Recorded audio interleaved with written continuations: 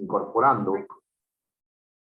Muchísimas gracias, ¿no? A lo que se vienen incorporando en la sesión de clases. Hoy día, ¿no? Hoy día vamos a abordar una de la parte más formal del procedimiento sancionador, y me refiero específicamente a las autoridades del procedimiento administrativo. ¿Correcto? Entonces, es en verdad un tema que también tiene sus propios matices y que en estricto merece discutirla, merece también identificar sus principales características, sus fundamentos, su grado de funcionalidad y también la responsabilidad que sobre el particular se señala, ¿no? Entonces, a ver, vamos a esperar a que se termine de conectar. Mientras tanto voy verificando quiénes estamos conectados.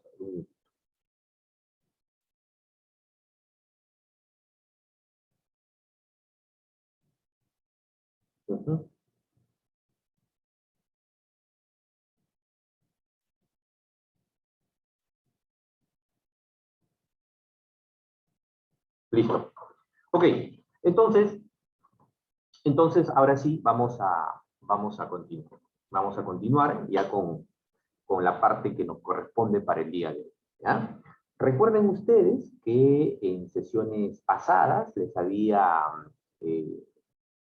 manifestado la importancia de contextualizar el procedimiento sancionador, no solo desde la perspectiva material o sustantiva, sino también desde un enfoque procesal o formal, ¿ya? En esta ocasión voy a desarrollar todo lo que comprende la parte formal o procesal, y dentro de esta vamos a identificar el rol de las autoridades del procedimiento sancionado. ¿Correcto? Entonces, vamos ordenando, ¿ya? Nos vamos ordenando justamente para el desarrollo de esta materia o de estos temas. A ver, en principio tendríamos que señalar que las autoridades más importantes del procedimiento sancionador está concentrada en la autoridad que ejerce la investigación, la que se encarga de reunir la documentación que es necesaria, la que dispone el inicio del procedimiento sancionador y finalmente concluye con la existencia o la inexistencia de una infracción, ¿no? Esta autoridad es conocida como la autoridad instructora, ¿correcto? Y por otro lado, encontramos a la autoridad que se encarga, bajo el principio de razonabilidad y proporcionalidad, de imponer la sanción que, como consecuencia de una recomendación de la existencia de infracción por parte de la autoridad instructora, decide sobre la existencia o no de la sanción, y por lo tanto establece un grado de ponderación en relación a la gravedad de la imposición de la sanción. Y me refiero específicamente a la autoridad sancionadora, ¿correcto?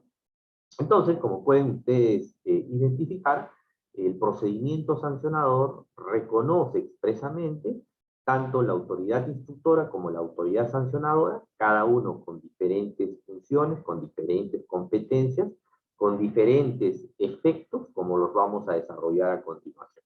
Muy bien. ¿Ya?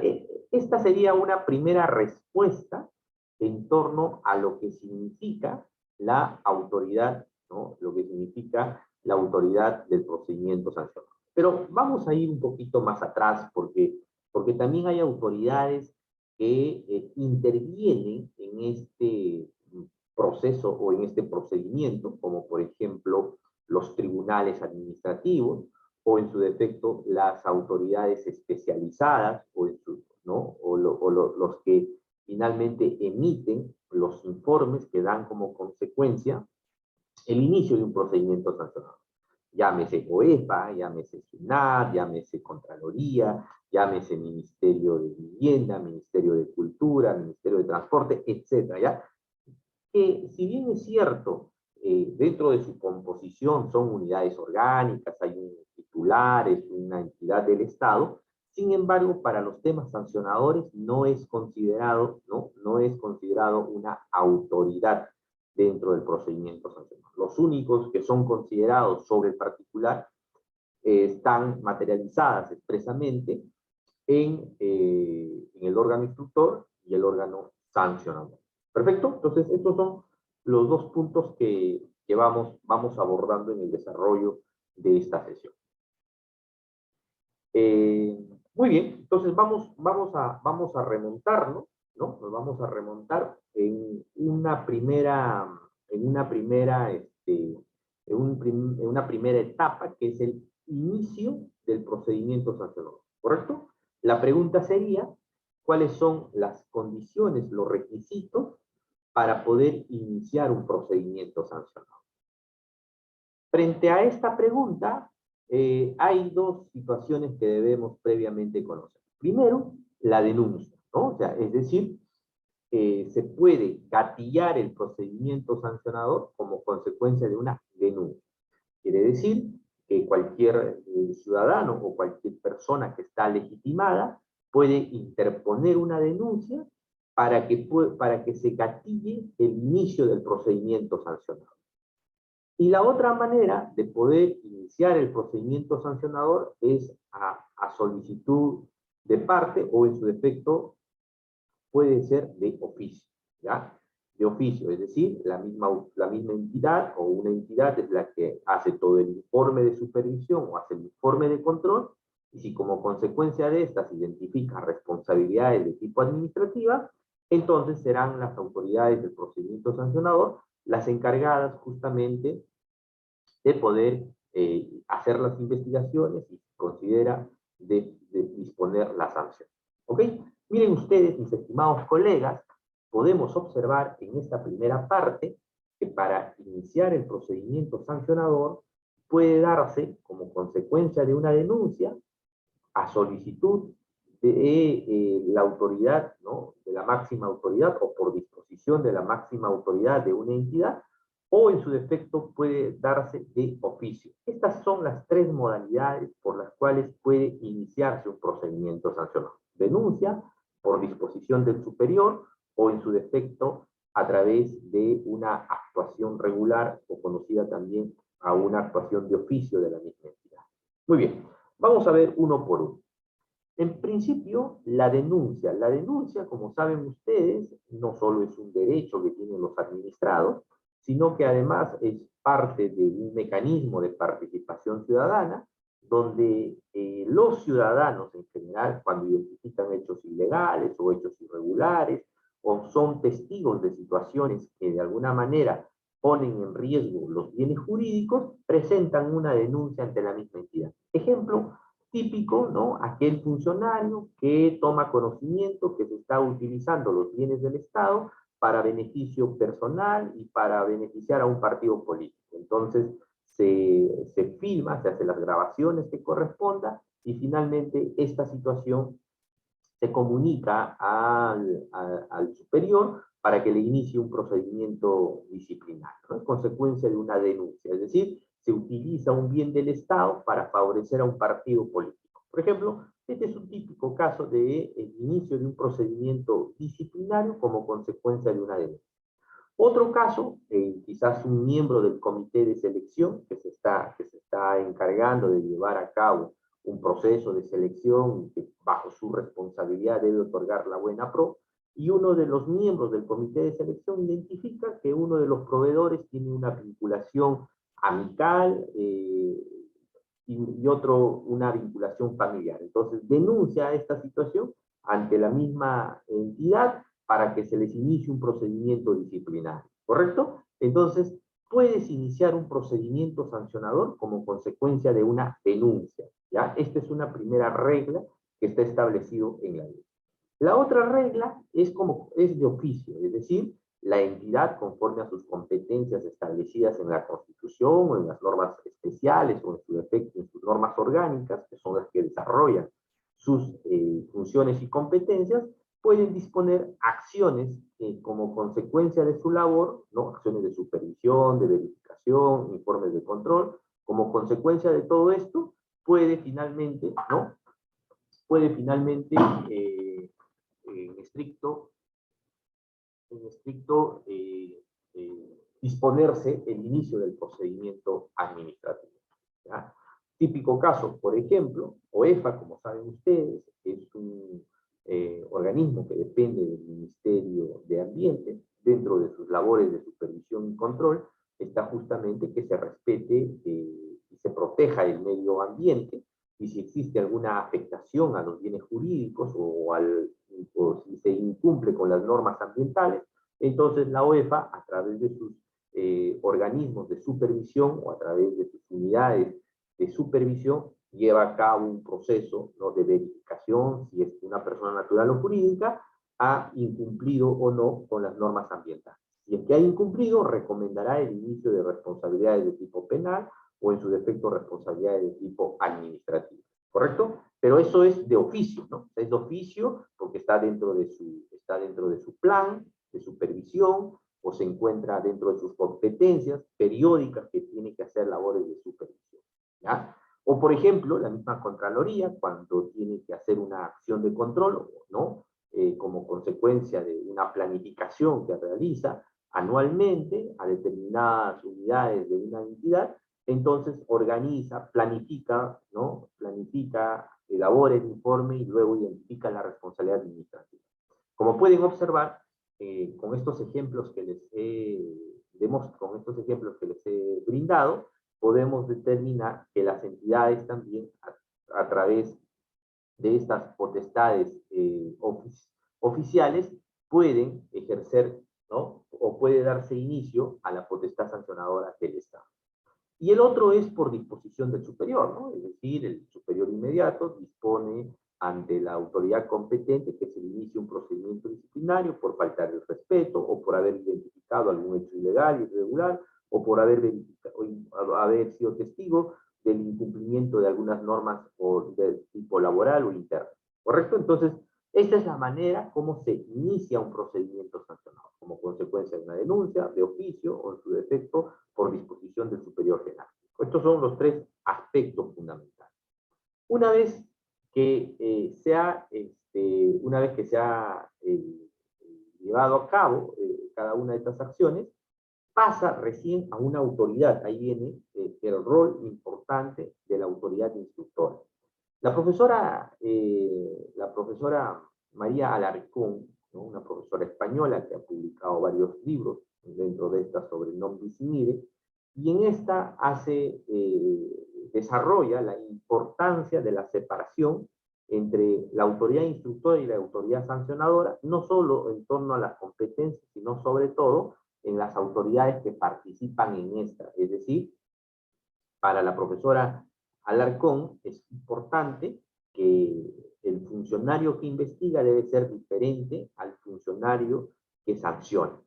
Recién en nuestro país se obliga que existe esta separación a partir del año 2016 como consecuencia de una modificación que se hace a la Ley del Procedimiento Administrativo General a través del Decreto Legislativo 1272, ¿no? Este decreto legislativo que modificó varios artículos y también algunas instituciones importantes del derecho administrativo, obliga que dentro de la estructura de un procedimiento sancionador haya una diferencia clara entre la autoridad instructora y la autoridad sancionadora, pero además que éstas sean dirigidas por funcionarios distintos, ¿no? Que antes, ¿qué sucedía? Que la autoridad instructora y sancionadora recaía en un solo funcionario, te investigaba y te sancionaba. Entonces, esto pues definitivamente afectaba con el derecho a la defensa, a la separación entre la autoridad instructora y sancionadora, posiblemente había un conjunto de afectación a los derechos fundamentales,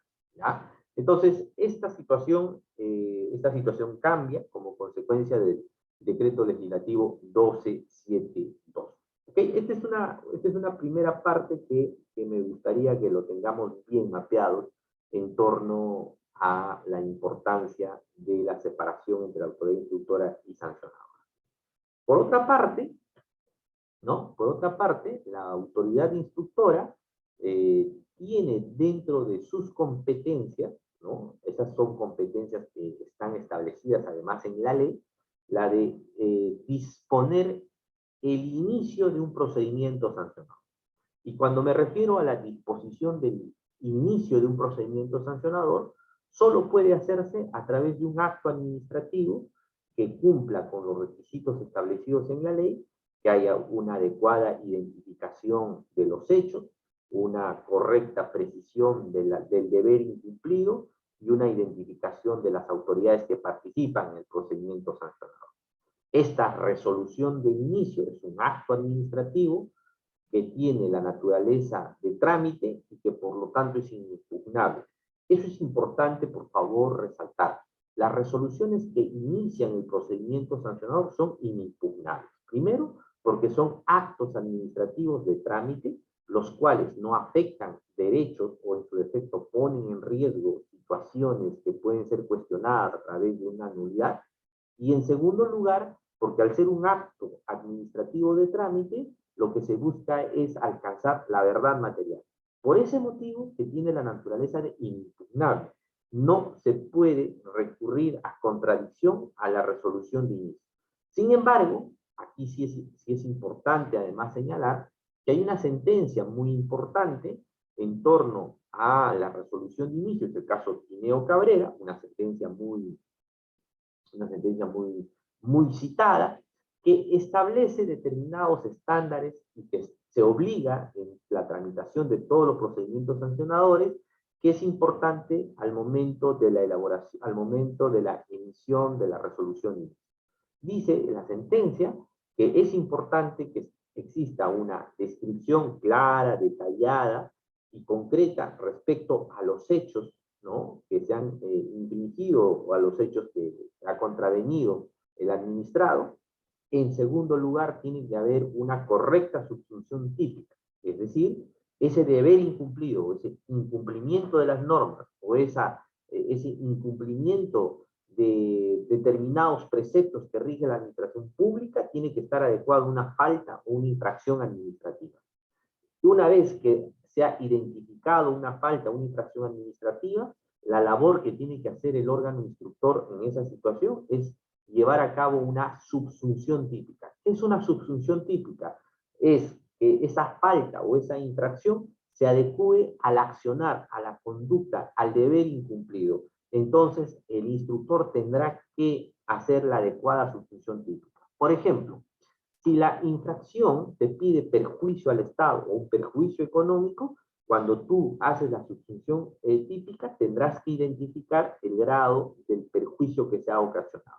Si la infracción te pide actuar parcializadamente o actuar favoreciendo a un tercero o favoreciéndote personalmente, estos elementos tienen que ser probados al momento de la subsunción típica.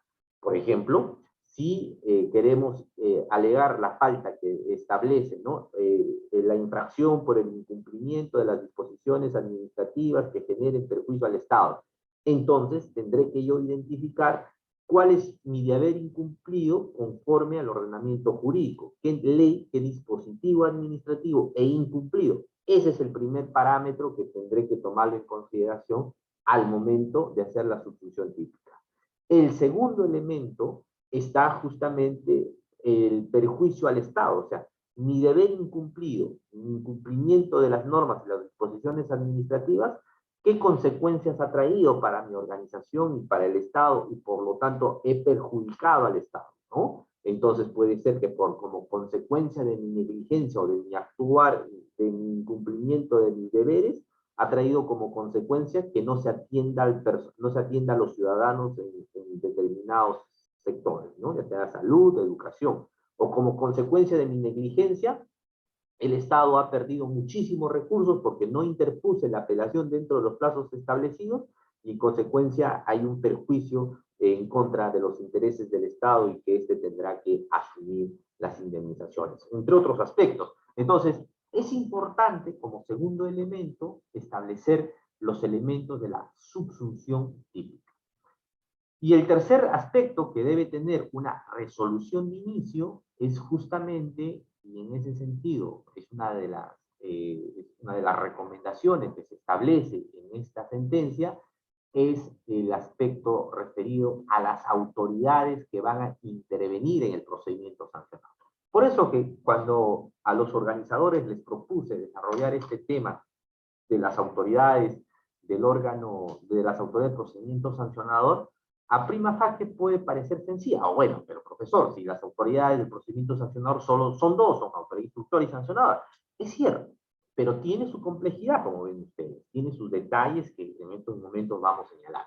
Y esta sentencia que he hecho referencia hace unos minutos en torno a la resolución de inicio, el caso Tineo Cabrera, dice claramente que la resolución de inicio debe contener obligatoriamente la descripción detallada y ordenada de los hechos, la sustitución típica y la identificación de las autoridades del procedimiento sancionado. Por lo tanto, toda resolución de inicio tendrá que decir quién es la autoridad que te va a investigar, quién va a ser la autoridad o quiénes son los que van a imponer la sanción. ¿Por qué es importante eso? ¿Por qué se resalta y se obliga que las autoridades que van a intervenir en procedimientos sancionadores sean identificadas en la resolución de inicio?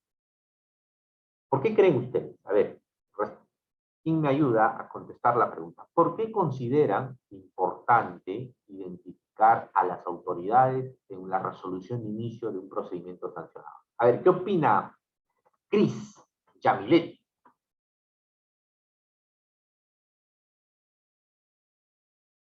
Está con nosotros Cris, o si no, Leonci. ¿Qué opina Leonci?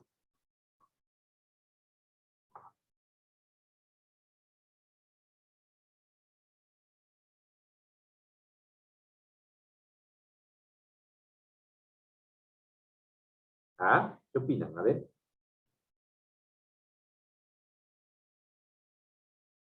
A ver, María Victoria. ¿Qué opina María Victoria? ¿Cuál es su opinión? Buenas noches, doctor. ¿Podría, por favor, repetir la pregunta? Sí, claro que sí. Preguntaba, ¿no? ¿Por qué consideras importante que en la resolución de inicio se identifiquen las autoridades que van a participar en el procedimiento sancionado? Bien, doctor. Buenas noches y buenas noches con todos. ¿Qué tal? ¿Cómo estás? Considero que es importante la identificación de la participación de cada una de las autoridades, tanto instructora como decisoria, a efectos de que dentro del procedimiento administrativo sancionador no exista una vulneración de los principios contemplados para este tipo de procedimientos. Porque, por ejemplo, cada, cada, cada autoridad que pertenece a este procedimiento administrativo sancionador tiene sus propias eh, actuaciones a realizar dentro de este mismo procedimiento. Entonces, las facultades que tiene, en este caso, la autoridad instructora, no las puede desarrollar la autoridad decisoria y viceversa. ¿Por qué? Porque si esto pudiese suceder, se estaría violentando los principios del mismo procedimiento administrativo sancionador. Entonces, a efectos de que exista un orden y de que exista un debido procedimiento, es que efectivamente se tiene que tener bien delimitado cuál es la participación de cada una de estas autoridades. Eso sería mi apreciación, doctor.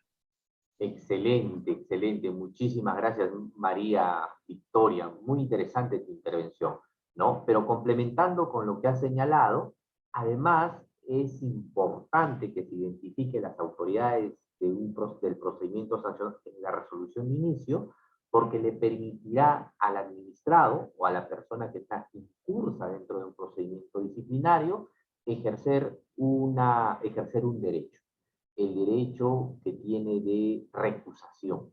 Claro, ustedes se preguntarán, pero la recusación no está prevista en la ley del procedimiento administrativo general.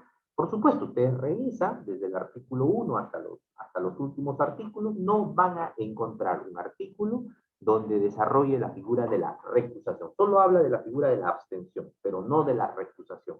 ¿La recusación dónde está? ¿En qué código? ¿Penal? en el Código Civil, en el Código Procesal Civil, ¿dónde está regulada la figura de la recusación? ¿Qué dice Deidania? ¿Dónde está regulada la recusación y qué es la recusación? ¿Y cuándo procede la recusación?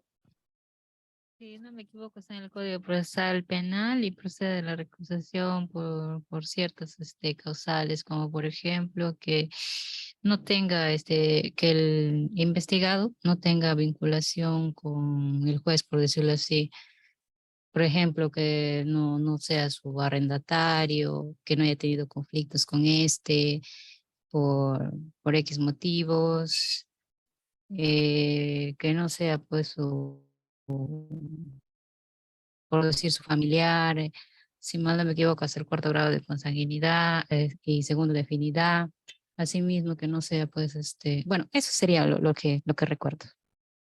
Perfecto, Deidania. Recuerdas muy bien, efectivamente, ¿no? La recusación está prevista en el Código Procesal Penal. También vamos a encontrar en el Código Procesal Civil. Pero usted muy bien ha señalado que esta procede cuando existe algún grado de relación, enemistad, animalversión entre el investigado y el juez. Esa misma concepción de la recusación que se ve en el ámbito procesal penal también se aplica en el procedimiento administrativo sancionador. Por eso es importante que en la resolución de inicio se identifique quién es la autoridad que me va a instruir, quién es la autoridad que me va a imponer la sanción.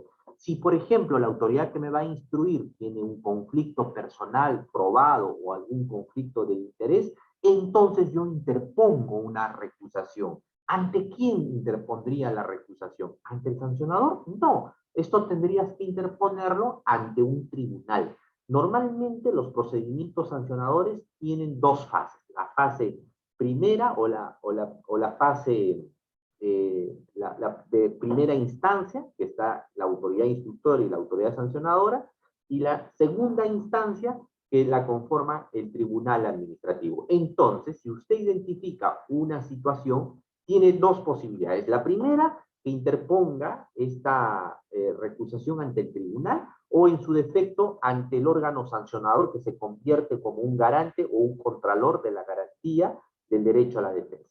Todo depende de qué. Depende si el procedimiento especial regula este proceso o procedimiento de recusación. Eso es importante además identificar.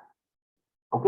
Entonces, como pueden ustedes observar, la resolución de inicio tiene esas principales características, ¿no? Una descripción detallada y ordenada de los hechos, una subsunción típica, es decir, el incumplimiento de deber o el incumplimiento de las normas de derecho administrativo, disposiciones administrativas, adecuarlas correctamente a la falta o a la infracción administrativa, y la tercera, la identificación de las autoridades que participan en el procedimiento sancionado. Muy bien, hasta aquí creo que nos queda claro todo sobre la resolución de inicio. ¿Qué cosas más podríamos decir en relación a este acto administrativo? Que es en principio el que gatilla el procedimiento sancionador, es además el documento que podría avisorar o en su defecto proyectar una posible sanción. Bueno, hay algunos aspectos que sobre este se podría seguir, nos podemos seguir refiriendo. Pero bueno, se ha emitido la resolución de inicio, ¿ya? Se ha decidido iniciarte un procedimiento sancionador porque has utilizado los ambientes de la municipalidad para una reunión política. ¿Ya? Tú eres el jefe, tú eres el gerente de una municipalidad, entonces has autorizado que se utilice el auditorio para una participación, para una actividad política. Es más, ni siquiera se han pagado los que han participado en esta por el derecho por el servicio que se merece, sino por el solo hecho de que como tú eres simpatizante de un partido político y quieres pagar favores, entonces autorizas que utilicen los ambientes de la municipalidad. Ok, pero bueno, esta situación, como saben ustedes, es una falta que trae como consecuencia, ¿no? Que trae como consecuencia una sanción, ¿no? No puedes disponer de los bienes del Estado para fines partidarios. Además es un delito. Además atenta contra el principio de neutralidad. Ya, por ejemplo, este es un caso. U otro aspecto, tú como funcionario público, por ejemplo, que estás obligado a hacer tus declaraciones juradas de renta, te omites, o sea, tú tienes, una vez que asumes el cargo, tienes 15 días para hacer tu declaración jurada. Si tú omites, entonces caes en una responsabilidad de tipo objetiva. Ok, si es así, entonces, mis queridos colegas, se iniciará un proceso disciplinario y desde ese punto de vista te impondrán la sanción. Ahí, como es una responsabilidad objetiva, muchas veces los elementos justificantes no se atienden. Ya, ok. ¿Qué pasa luego? Ya, has cometido una infracción, un incumplimiento de deber. ¿Qué pasa? Te notifican, ¿cierto? Entonces, cuando te notifican, tú tienes que ejercer un derecho a la contradicción, que es el derecho a la defensa. Entonces, a esa figura se le denomina los descargos. El procedimiento sancionador, estimados colegas, es un proceso sumario. Por lo tanto, la presentación de los descargos se convierte en el acto reactivo más importante que tiene el administrado incurso en un procedimiento sancionador, porque no tiene otra oportunidad más para poder utilizar las categorías, utilizar las instituciones de procedimiento sancionador. Me refiero específicamente a la figura de los atenuantes, eximentes, a la figura de la contradicción, de las nulidades, de los remedios, entre otros aspectos. ¿Correcto? Entonces, voy a hablarles ahora de los descargos. ¿Correcto? Ya les he hablado de la resolución de inicio, ahora voy a pasar a hablar de los descargos. Los descargos, mis queridos colegas, como les he hecho referencia, es el principal medio por el cual el administrado que está en curso en procedimiento sancionador ejerce su derecho a la defensa. Normalmente los descargos lo realiza el mismo administrado sin asesoría de un abogado y comete un gravísimo error porque ataca de frente la carga imputada o el pliego de cargos sin utilizar una estrategia. Cuando estamos frente a un procedimiento sancionador y cuando vamos a presentar nuestros descargos, tenemos varias acciones que hacer. Primero, tienes la posibilidad de solicitar la ampliación de los descargos. ¿Qué significa eso? Que pides 5 días adicionales para que puedas tú mejor elaborar y preparar tu defensa. Además, este es un derecho que está establecido en todas las normas especiales de procedimiento sancionador. O sea, si es que le notifica, usted lo primero que tiene que pensar es en la ampliación de los descargos para que tenga más tiempo para preparar su defensa, para pensar sus estrategias, para encontrar los medios de prueba que son necesarios justamente para contradecir los cargos que han sido imputados. Segunda estrategia, una vez que ya se ha cumplido el plazo, porque obligatoriamente te van a admitir, o sea, no te van a rechazar. Si es que te rechazan la ampliación del plazo, prácticamente estarían contraviniendo con tu derecho a la defensa, porque tú le estás pidiendo que te amplíen un plazo para poder ejercer mejor tu defensa. Y si te la niegan, están afectando tu derecho a la defensa y esa decisión puede estar sujeta a una nulidad y, por supuesto, saldrías victorioso porque cometió un error el instructor en no concederte la ampliación del plazo. Pero bueno, he visto pocos casos, en verdad, casi todo el mundo, todos los instructores lo que hacen es, en este caso particular, emitir una resolución o un decreto o una carta donde les admiten, ¿no? Donde les admiten la ampliación de los descargos. En otros casos no necesitan pronunciarse, por silencio administrativo positivo debe entenderse que se da por aceptada esa petición.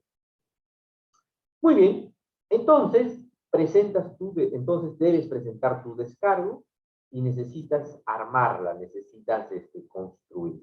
Los descargos, mis estimados amigos, parten fundamentalmente de una estrategia procesal y una estrategia sustantiva. La estrategia procesal comprende fundamentalmente recurrir a una figura que se denomina el remedio procesal. Yo siempre recomiendo que evalúen la posibilidad de interponer, por ejemplo, las quejas por defecto de tramitación. Normalmente, en la tramitación de estos procedimientos, se puede presentar irregularidades en la notificación o en los plazos de atención, y entonces se adecúa justamente esta figura de la queja por defecto de tramitación, el cual implica que tendrá que ser revisada si hubo una correcta o no notificación, como un control de tutela de derechos, es remitida inmediatamente al inmediato superior, dice la ley, y en este caso, si es un procedimiento sancionador, el inmediato superior son los tribunales administrativos. Esa es una estrategia que les recomiendo lo evalúen dependiendo de cada caso, y que podrían, antes de entrar a los temas de fondo, hacer referencia a la figura del remedio procesal. Posteriormente, tienes que recurrir a una figura que se denomina, y que está además reconocida en la Ley de Procedimiento Administrativo General, que es la figura de los eximentes y los atenuantes. Como saben ustedes, en la Ley 27, en el texto único ordenado de la 2744, se ha reconocido de manera taxativa qué condiciones ameritan una figura de atenuantes y qué condiciones o situaciones implican los eximentes. Entonces, usted tendrá, dependiendo del caso, primero hacer un análisis si existe alguna eximente de responsabilidad. Por ejemplo, si es que ha prescrito los hechos, o si existe una afectación del non bis in idem, si es que hay un caso de fuerza mayor o caso fortuito. Entonces, hay que analizar cada uno de los eximentes que están reconocidos en la ley o en las normas especiales, y sobre estas empezar a recurrir, ¿no? Fíjense, hasta ahora no estoy discutiendo sobre la imputación de los cargos, estoy entrando a una etapa de tipo formal. Y claro, luego también puede usted recurrir a la figura de los atenuantes, los cuales significa que podría usted reconocer determinada actuación con el propósito que pueda reducir la sanción, ¿ya? Pero bien, eso ya es parte de la estrategia. El segundo aspecto, ¿no? El segundo aspecto, recién empiezas tú a atacar, ¿no? Empiezas a atacar un aspecto que se denomina la subsunción típica. Entonces tendrás que verificar si los cargos que te han imputado están de acuerdo a las infracciones que han sido reconocidas. Entonces ahí tendrá que usted cuestionar la afectación al principio de tipicidad, al principio de legalidad o al principio de culpabilidad. Ahí es donde sus conceptos de derecho administrativo, los principios que lo vimos en la clase pasada, se ponen en práctica. Por eso que todo tiene una coherencia. Miren ustedes, empezamos la primera sanción hablando de los fundamentos de la potestad sancionadora del Estado, hablamos de sus principales características, discutimos sobre el jus puniendi único del Estado, sobre su matización de los principios. La semana pasada, o el jueves pasado, tratamos todo sobre los principios. Y miren, ahora estamos hablando ya de las autoridades del procedimiento sancionador y la tramitación de un procedimiento. Y estamos en la etapa de los descargos. Y en los descargos, miren ustedes qué importante es también conocer las categorías y las instituciones del derecho administrativo. Muy bien, dicho eso, vamos a suponer que se cumple con se ha hecho una estrategia, es un estudiante o es un abogado o es una persona que ha estado presente en la clase del profesor Lizárraga, y bueno, como el profesor Lizárraga me ha dicho que para presentar mis descargos tengo que primero analizar si existe o no algunos elementos formales desde la perspectiva del remedio procesal, los eximentes, atenuantes. Entonces, luego ataco la parte de la subsunción típica, y si existe quizás alguna irregularidad también lo denuncio en ese momento, ¿no? Es decir, en la presentación de los descargos. Pasa entonces, ¿no? Pasa entonces ante quién. O sea, una vez que presentas tu descargo, ¿quién lo evalúa? Lo evalúa la autoridad instructora y la autoridad sancionadora. ¿Qué tipo de evaluación realiza y cuáles son sus conclusiones? ¿Qué me puede decir sobre el particular Carlos Vallardo?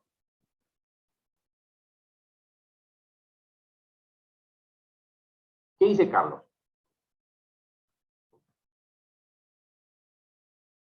Rocío del Pilar, creo que está con nosotros. ¿Qué dice Rocío? ¿Qué se hace? A ver, es decir, se dio inicio al procedimiento sancionador a través de una resolución de inicio, donde te otorgan 5 días para presentar tus descargos. Solicitas la ampliación, cumples el plazo, formulas los descargos. Pasa, vuelve a tener, a revisar y evaluar el órgano instructor. Correcto, hace la evaluación. ¿Qué tipo de evaluación realiza? ¿Cuál es la conclusión de esa evaluación que hace la autoridad instructora? ¿En qué concluye? ¿Absolviendo, sentenciando, condenando? ¿Qué opinas? A ver, Karen, ¿qué opinas, Karen? Después de conocer los descargos. Karen, o Leonis, yo creo que Leonis, o sea, quiero que participen para poder completar. Bueno, Sí, doctor. sí, Carlos, a ver, por favor, ayúdanos a, ¿qué pasa? Sí, disculpe, estaba buscando para activar el micro. Ya, Bueno, después de todo el procedimiento, supongo que será pues la autoridad evaluar los hechos y encuadrarlos si es que cometió o no algún tipo de infracción para poder sancionarlo, ¿no? O en todo caso, pues absolverlo del, de dicho procedimiento. efectivamente, Carlos, efectivamente.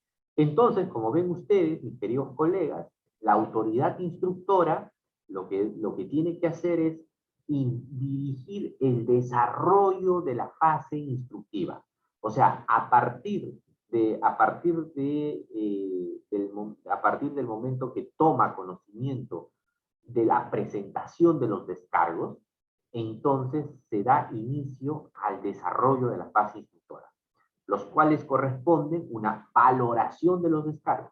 ¿Qué pasa si en los descargos ha pedido que se oficien determinados medios de prueba o se requiera determinada información o posiblemente se presente algún testigo? Porque puede hacerlo, ¿no? Se olvide que un procedimiento sancionador tiene muchas similitudes con un proceso de tipo penal.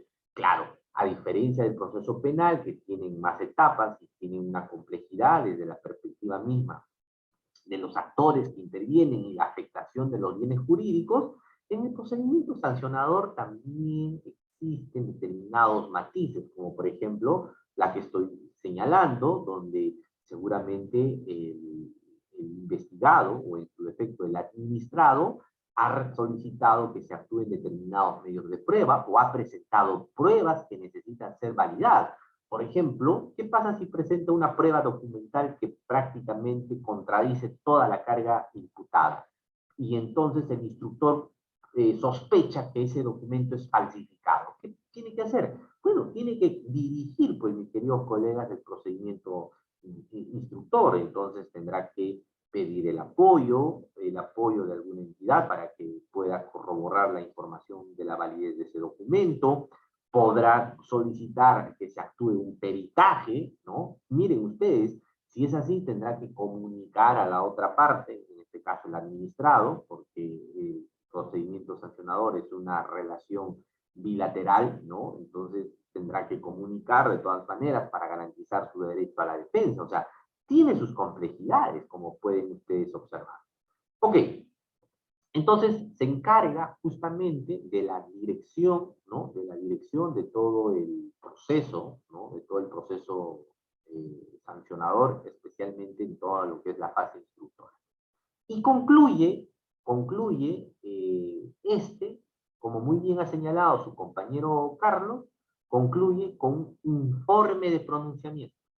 ¿Qué es el informe de pronunciamiento? Un acto de administración interna, un acto administrativo, es vinculante, es facultativo. El informe de pronunciamiento está sujeto a impugnación o no. ¿Qué opinan? A ver, ¿qué es el informe de pronunciamiento o el informe preliminar o el informe final? Diferentes denominaciones vamos a encontrar, pero más es conocido como el informe de pronunciamiento del órgano instructor. ¿Qué significa? ¿Qué es? ¿En qué consiste? ¿Qué opinas, Diana? Vázquez? ¿Qué es el informe de pronunciamiento?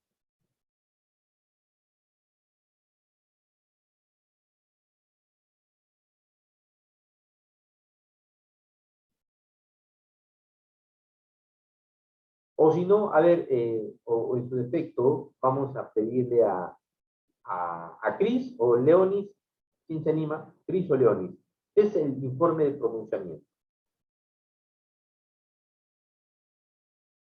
Cris o Leonis, por favor.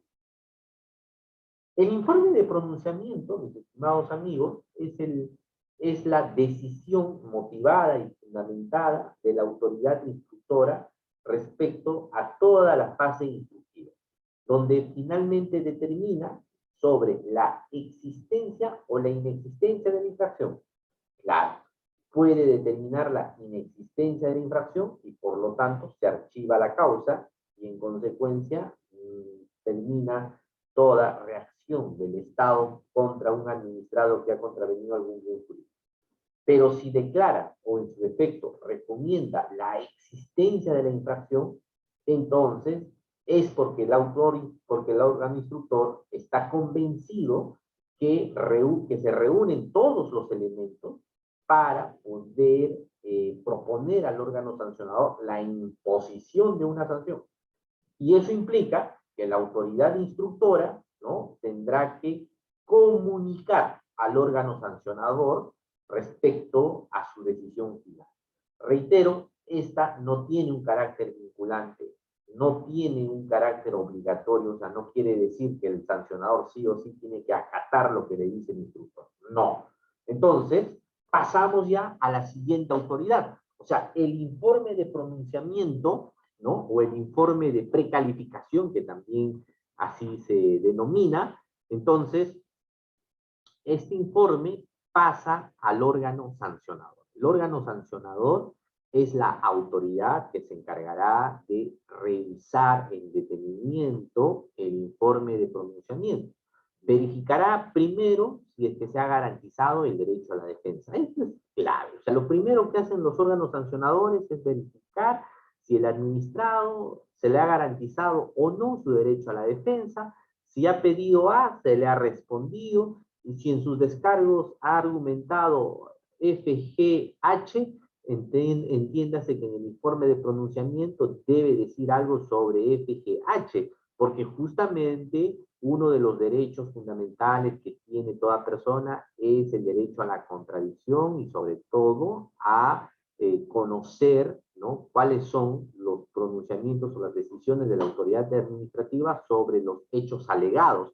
Entonces, aquí, como podemos observar, el sancionador, dentro de un procedimiento sancionador, vale la redundancia, cumple un rol garantista, es el defensor de la legalidad, es el defensor de los derechos fundamentales, es el que resguarda la seguridad jurídica. Vamos a darle un montón de calificativos, porque en estricto su mala decisión puede llevar a que se declare nula o en su defecto sea revisada dentro de un proceso contencioso administrativo. Hola, Carlos. Adelante, Carlos. Te escucho. Sí, doctor. Dentro de ese tema garantista, ¿podría verificar que se ha hecho una adecuada tipificación de la infracción cometida? Porque usualmente lo que se advierte es que cometió tal infracción, ¿no? Pero no se advierte una adecuada, pues, tipificación. O sea, cometió tal cosa, pero no dice o no sustenta el por qué o en qué consiste la actuación contraria a la normativa, ¿no? Porque a veces la normativa sancionadora es un poco extensa, un poco vaga. Entonces, ¿cómo podría brindar una mejor garantía frente a esta persona? Tanto más si en este caso el investigado, ¿no?, ha presentado sus recursos, ha contestado. Debe entender, pues, que como lo ha contestado, está bien tipificado, o podría hacer una valoración sobre ello. Gracias. Ok. Carlos, el órgano sancionador en estos casos tiene toda la responsabilidad de verificar la adecuada subsunción típica. Si el órgano instructor considera que se ha incumplido con los deberes o que se han infringido las normas, entonces tendrá que demostrarla en su informe de pronunciamiento. Y el órgano sancionador verificará si es que el instructor ha tomado en consideración o no la contradicción a esas cargas, a esos descargos, a esos cargos imputados inicialmente. Esa es una labor fundamental. Como autoridad sancionadora, ¿qué es lo que yo haría? Lo primero, verificar si se ha garantizado el derecho a la defensa, el derecho a la contradicción, el derecho a la presunción de delito. Creo que eso es primero. Luego de eso, verificar, claro está, a través de mi secretario procesal o mi asistente, que verifique que ha sido notificado correctamente, que todo lo que ha pedido ha sido atendido, que ha habido una motivación o una decisión sobre sus pedidos. O sea, todos esos aspectos son claves, mis queridos colegas. El órgano sancionador es como un revisor, ¿no? Es un revisor de la labor que hace el instructor. Sí, bueno, se ha verificado que se ha respetado el derecho a la defensa, contradicción, presunción de licitud, que se ha respetado la suspensión típica, se ha pronunciado sobre cada uno de los elementos, ¿no? Los elementos propios de su defensa. Entonces, si todo eso ha cumplido, entonces recién el órgano sancionador empieza a admitir ese informe y le notifica, ¿no? Y notifica al administrado otorgando el plazo de 5 días para que pueda ejercer su contradicción, su derecho a la defensa. Entonces, una vez que ha sido notificado con el informe de pronunciamiento o el informe del órgano instructor, ¿no? Ahí es donde tendrá que ejercer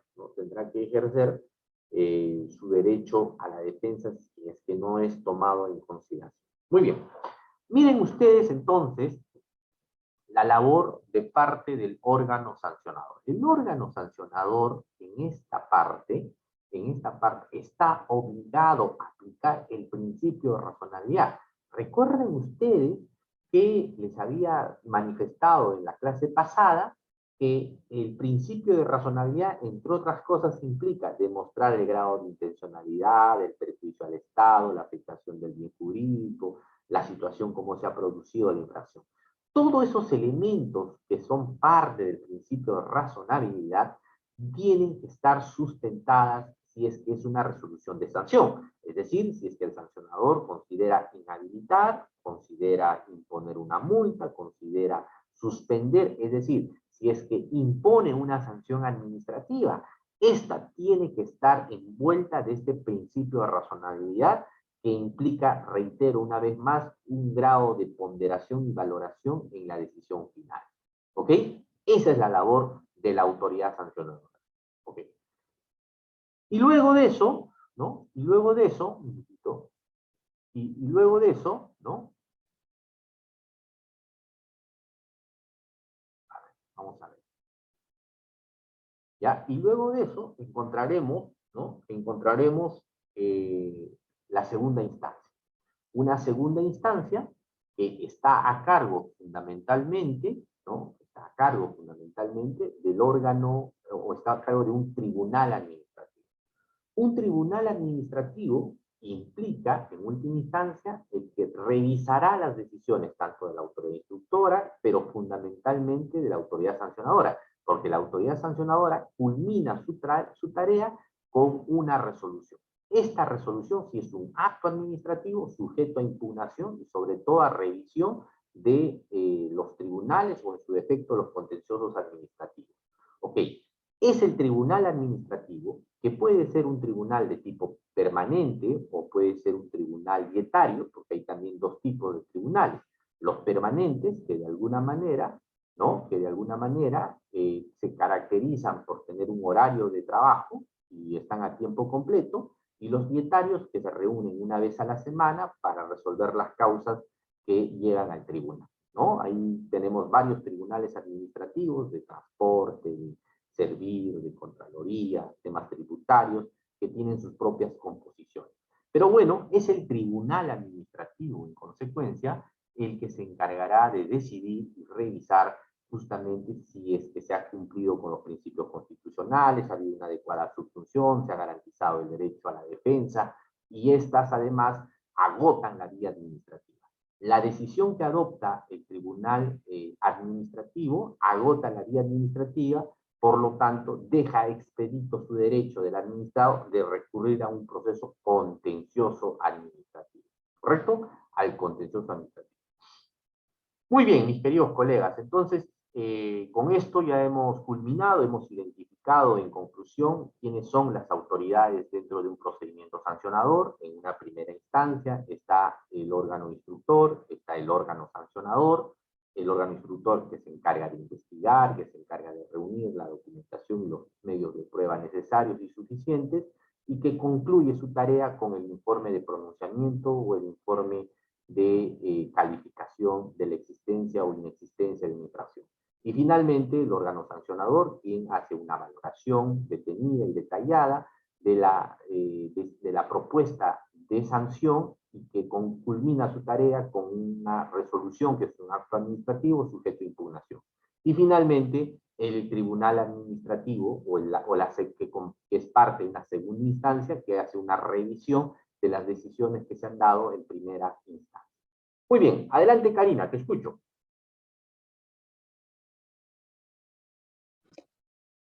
Buenas noches. Hola Sí, Karen, ¿qué tal? Sí, ¿qué ¿cómo tal? estás, Karen? Buenas noches, disculpen más bien la tardanza. Tengo una pregunta. Bueno, en primer lugar me quedó claro el respecto al tanto al órgano instructor como el órgano sancionador, ¿no?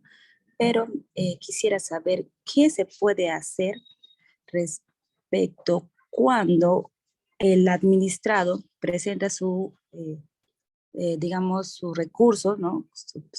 El acto administrativo al cual se está viendo afectado y existiendo un órgano que viene a ser la Secretaría Técnica, lo mantiene al documento en su poder durante regular tiempo y no podemos llegar a esa primera fase que es acceder o tener acceso al órgano instructor. ¿Qué se puede hacer al respecto?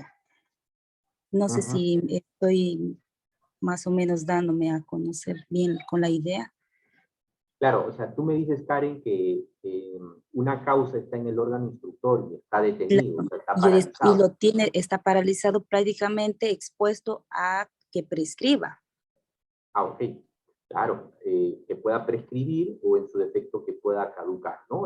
Claro, La prescripción se da una vez iniciado, en el periodo de un año, entonces, sí, en sí. ese caso, si no hay una decisión, esa causa prescribe. Ese es el número uno. O también puede ser la caducidad, que es la figura que está prevista en la Ley de Procedimiento Administrativo General, que son 9 meses más 3 meses adicionales, que en total son también Un año. claro, configura un año. Bueno, ¿qué se puede hacer? Simplemente entrará en este caso particular el órgano de control interno, porque si es una negligencia de parte de la autoridad instructora, tendrá que hacer sus descargos ante el órgano de control interno, porque ha ocasionado un perjuicio a la institución. Esa es una primera medida. Otra medida es que frente a esa situación, la autoridad instructora tendrá que, o la autoridad, o el área de recursos humanos, o en su defecto la unidad que se encarga justamente de dirigir todo este proceso, que es la Secretaría Técnica, tendrá que alertar al órgano instructor que está a punto de prescribir, que por lo tanto puede generar algún perjuicio a la entidad, ¿no? Entonces, tienes dos posibilidades: recurrir al órgano de control institucional, o que sea el órgano, en este caso la Secretaría Técnica, la que informe, ¿no?, el riesgo que esta situación va a prescribir. Entiendo. Muchísimas gracias. Sí, está totalmente claro. Perfecto, perfecto, Karen. Bueno, colegas, hoy día hemos tenido una sesión así muy práctica. Hemos hablado sobre las autoridades del procedimiento sancionador. Me he referido a la autoridad instructora, a la autoridad sancionadora como primera instancia, como segunda instancia al tribunal administrativo. Les he explicado además las principales características que debe tener una resolución de inicio, cuáles son los elementos que se deben tomar en consideración en los descargos. Les he hablado sobre el desarrollo de la fase instructiva, la naturaleza del informe de pronunciamiento, las condiciones y las características que se debe tomar en consideración en la resolución de sanción que emite el órgano sancionador. Creo que con esto estamos ya preparados para tratar el siguiente tema, que está muy vinculado a los precedentes administrativos, y hablaremos de aquellos precedentes que sí son importantes para el desarrollo y la implementación del procedimiento sancionador. ¿Correcto? Por mi parte ha sido todo. No sé si tienen alguna duda, alguna pregunta, algún aspecto que quisieran que aclare o amplíe. Encantadísimo de escucharlos.